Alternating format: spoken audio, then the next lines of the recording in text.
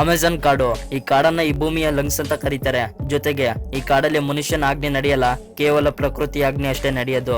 ಈ ಕಾಡಿನ ಬಗ್ಗೆ ತಿಳಿಸ್ಕೊಡ್ತೀನಿ, ಪೂರ್ತಿಯಾಗಿ ನೋಡಿ. ಈ ಕಾಡಲ್ಲಿ ಒಂದು ನದಿ ಇದೆ.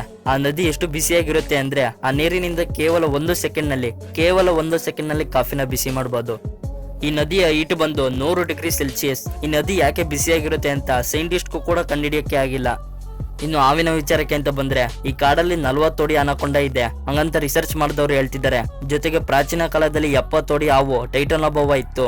ಈ ಕಾಡಿನಲ್ಲಿರುವ ವಿಷಕಾರಿ ಹಾವುಗಳು ಬೇರೆ ಯಾವುದೇ ಕಾಡಿನಲ್ಲೂ ಕೂಡ ಕಾಣಿಸುವುದಿಲ್ಲ. ಮೊಬೈಲ್ ನ ವೈಬ್ರೇಟ್ ಮೋಡ್ಗೆ ಸೆಟ್ ಮಾಡಿ ನಮ್ಮ ಜಾಬ್ ನಲ್ಲಿ ಇಟ್ಟುಕೊಂಡಿರ್ತೀವಿ. ಆ ಸಮಯದಲ್ಲಿ ಯಾವ್ದಾದ್ರು ಫೋನ್ ಬಂದಾಗ ವೈಬ್ರೇಟ್ ಆಗುತ್ತೆ. ಅದನ್ನ ಫ್ಯಾಂಟನಮ್ ವೈಬ್ರೇಷನ್ ಅಂತ ಕರೀತಾರೆ. ಭೂಮಿ ಮೇಲೆ ಸಾಮಾನ್ಯವಾಗಿ ಭೂಕಂಪಗಳು ಆಗ್ತಾ ಇರ್ತವೆ. ಆದ್ರೆ ಹಾವುಗಳಿಗೆ ಭೂಕಂಪ ಯಾವಾಗ ಆಗುತ್ತೆ ಅನ್ನೋದನ್ನ ಮೊದಲೇ ಕಂಡುಹಿಡಿಯುವಂತ ಶಕ್ತಿ ಇರುತ್ತೆ. ನಿಮಗೆ 5 ಸ್ಟಾರ್ ಹೋಟೆಲ್ಗಳ ಬಗ್ಗೆ ಗೊತ್ತೇ ಇರುತ್ತೆ. ಆದ್ರೆ ನಮ್ಮ ಭಾರತದಲ್ಲಿ ಬಂದಂತ ಮೊದಲ 5 ಸ್ಟಾರ್ ಹೋಟೆಲ್ ಯಾವ್ದು ಅಂತ ಗೊತ್ತಾ? ಅದೇ ತಾಜ್ ಹೋಟೆಲ್. ಇದು ಮುಂಬೈನಲ್ಲಿದೆ.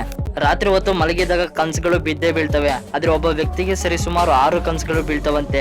ಆ 6 ಕನ್ಸುಗಳಲ್ಲಿ ಬೆಳಗ್ಗೆ ಹೊತ್ತು 2 ಕನ್ಸಾದ್ರೂ ನೆನ್ಪಿರ್ತವಂತೆ. ನಮ್ಮ ಕೈಗಳ ಮೇಲೆ ಈ ರೀತಿ ಬಿಳಿ ಮಚ್ಚೆಗಳು ಆಗ್ತಾ ಇರ್ತವೆ. ಇವುಗಳು ಯಾಕೆ ಆಗ್ತವೆ ಅಂತ ಗೊತ್ತಾ? ನಮ್ಮ ಬಾಡಿಲಿ ಮಿನರಲ್ಸ್ ಮತ್ತೆ ಕ್ಯಾಲ್ಸಿಯಂ ಕಮ್ಮಿ ಆದಾಗ ಈ ರೀತಿ ಮಚ್ಚೆಗಳು ಫಾರ್ಮ್ ಆಗ್ತವೆ.